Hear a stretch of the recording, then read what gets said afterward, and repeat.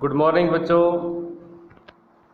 आज हम कक्षा 10 में सामाजिक विज्ञान का दूसरा अध्याय जो पढ़ रहे थे उसे आगे पढ़ेंगे। आज हम पढ़ेंगे महाराणा प्रताप 1572 से 1597 ईस्वी। महाराणा प्रताप का जन्म विक्रम संवत 1597 ज्येष्ठ शुक्ल तृतीया रविवार को कुंभलगढ़ दुर्ग के बादल महल में हुआ। प्रताप महाराणा उदय सिंह का ज्येष्ठ पुत्र था।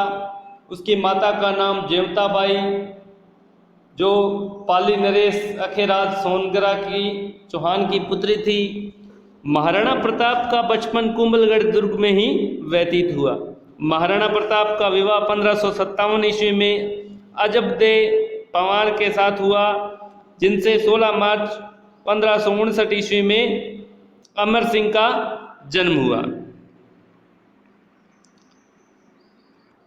महाराणा प्रताप 32 वर्ष की उम्र के थे तब उनके पिता उदय सिंह की होली के दिन 28 फरवरी 1572 ईस्वी में गोगुंदा में मृत्यु हो गई। उदय सिंह का गोगुंदा में ही दाह संस्कार किया गया, जहां स्थित महादेव बावड़ी पर 28 फरवरी 1572 ईस्वी में मेवाड़ के सामंतों एवं प्रजा ने प्रताप सिंह को महाराणा के रूप में राज तिलक किया। महाराणा उदय सिंह द्वारा नामित उत्तराधिकारी जगमाल को मेवाड़ के वरिष्ठ सामंतों से अपदस्थ कर दिया गया। 1570 ईस्वी में अकबर का नागौर में दरबार लगा, जिसमें मेवाड़ के अलावा अधिकतर राजपूतों ने अकबर की अधीनता स्वीकार कर ली। अकबर ने प्रताप को अधीनता स्वीकार करवाने के लिए 4 दल भेजे, जिसमें पहली बार जलाल खां, जिसको नवंबर 1572 ईस्वी में प्रताप के पास भेजा गया। दूसरी बार जून 1573 ईस्वी में मान सिंह, आमेर का जो शासक था, को प्रताप को समझाने भेजा गया। तीसरी बार अक्टूबर 1573 में मेवा आमेर के भगवान दास को भेजा गया। चौथी बार दिसंबर 1573 ईस्वी में टोडरमल को भेजा गया।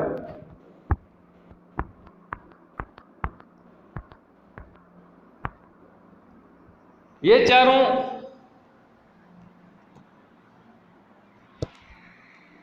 शिष्टमंडल प्रताप को समझाने में असफल रहे, तो अकबर ने प्रताप को युद्ध में बंदी बनाने की योजना बनाई।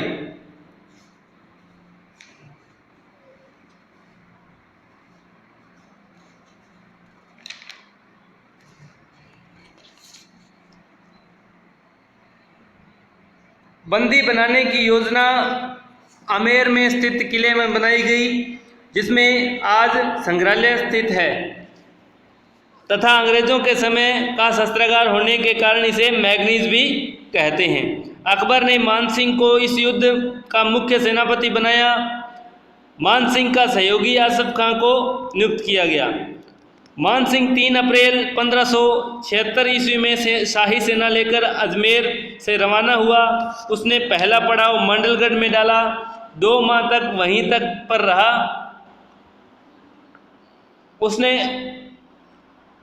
उसके बाद वह आगे नाथद्वारा से लगे हुए खमनोर के मोलेला नामक गांव के पास अपना पड़ाव डाला।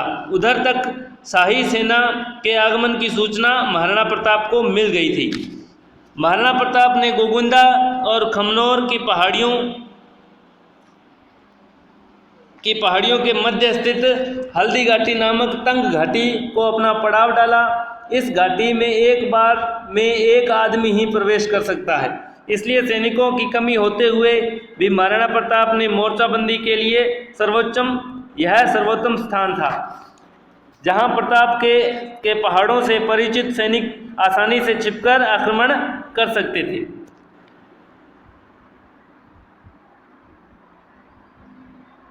वहीं मुगल सैनिक भटक कर मेवाड़ के सैनिकों से टकराकर या तो भूखे प्यासे मरकर जीवन गंवा सकते थे। अंत में दोनों सेनाएं 18 जून 1576 को प्रातःकाल युद्ध भेरी के साथ आमने सामने हुई। राजपूतों ने मुगलों पर हमला पर पहला बार इतना आक्रामक किया कि मुगल सैनिक चारों ओर जान बचाकर भागे। इस प्रथम चरण के युद्ध में हकीम खां सूर का नेतृत्व सफल रहा। मुगल इतिहासकार बदायूनी, जो कि मुगल सेना के साथ था, वह समय भी उस युद्ध से भाग खड़ा हुआ। मुगलों की आरक्षित फौज के प्रभारी मेहतर खां ने यह झूठी अफवाह फैला दी कि बादशाह अकबर स्वयं शाही सेना लेकर आ रहे हैं। अकबर के सहयोग की बात सुनकर मुगल सेना की हिम्मत बंधी और वह पुनः युद्ध के लिए तत्पर होकर आगे बढ़ी। राजपूत भी पहले मोर्चे में सफल होने के बाद बनास नदी के किनारे वाले मैदान पर, जिसे रक्तताल कहते हैं, आज हमें इस युद्ध में राणा की ओर से पूर्णा व राम प्रसाद हाथी और मुगलों की ओर से गजमुक्ता व गजराज के मध्य युद्ध हुआ। राम प्रसाद हाथी के महावत के मारे जाने के कारण राम प्रसाद हाथी मुगलों के हाथ लग गया। राम प्रसाद हाथी अकबर के लिए बड़ा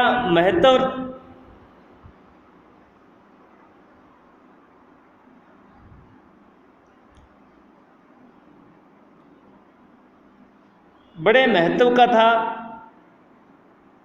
जिसका नाम अकबर ने पीर प्रसाद कर दिया। इस लाइन को अंडरलाइन करेंगे क्योंकि बहुत बार ये प्रश्न आ चुका है कि महाराणा प्रताप के हाथी का क्या नाम था, तो उसके हाथी का नाम था राम प्रसाद।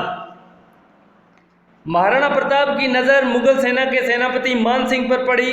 स्वामी भक्त घोड़े चेतक ने स्वामी का संकेत समझकर अपने कदम उस ओर बढ़ाए जिधर मुगल सेनापति मान सिंह मर्दाना नामक हाथी पर बैठा हुआ था।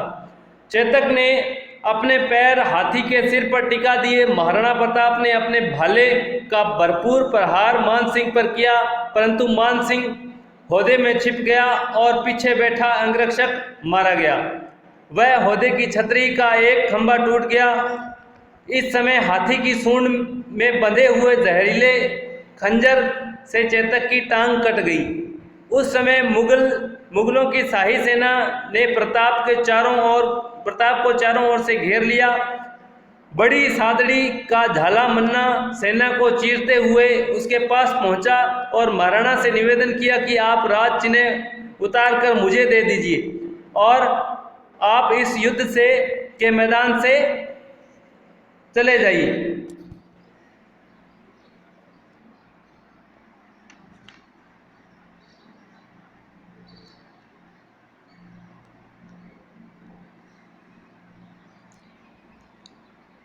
इसी में मेवाड़ की भलाई है। चेतक के घायल होने की स्थिति को देखकर राणा ने वैसा ही किया। राज चिन्ह के बदलते ही सैकड़ों तलवारें झाला मन्ना पर टूट पड़ी।